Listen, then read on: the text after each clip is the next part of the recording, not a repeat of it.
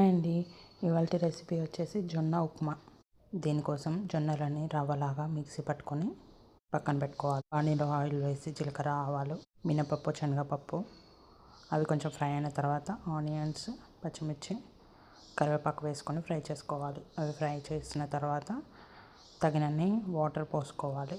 Water మంచిగా boil అవుతున్నప్పుడు తగినంత సాల్ట్ వేసుకోవాలి.